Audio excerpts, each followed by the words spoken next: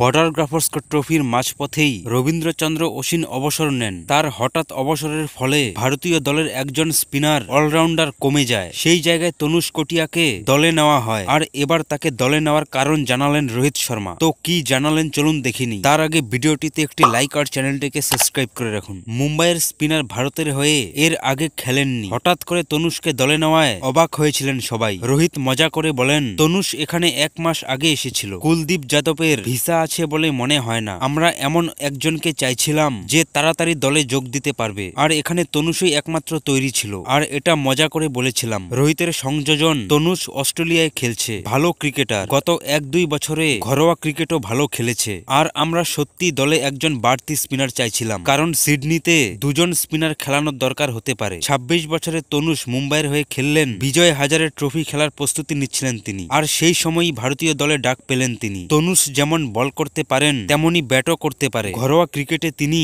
মুম্বাইয়ের অন্যতম ভরসা। রঞ্জি ট্রফিতে গত মরসুমে 502 রান করেছিলেন, তারই সঙ্গে 29টি উইকেটও নিয়েছিলেন। অনেকের প্রশ্ন ছিল অক্ষয় পটেলের, কুলদীপকে ছেড়ে কেন তনুষকে ডাকা হলো। আর সেই প্রসঙ্গে রোহিত বলেন, কুলদীপ 100% সুস্থ নয়, ওর হার্নিয়ায় অস্ত্রোপচার হয়েছে, আর অক্ষয় সদ্য বাবা হয়েছে, ও আসতে পারবে না। এমন অবস্থায় তনুষই সেরা বিকল্প। ঘরোয়া ক্রিকেটে ভালো খেলেছে, মুম্বাইকে রঞ্জি জেতানোর ক্ষেত্রে বড় ভূমিকা নিয়েছে ও। অলরাউন্ডার হিসেবে বড় ভূমিকা নিয়েছিল। আমাদের দলের ফাঁকগুলো পূরণ করতে পারবে তনুষ।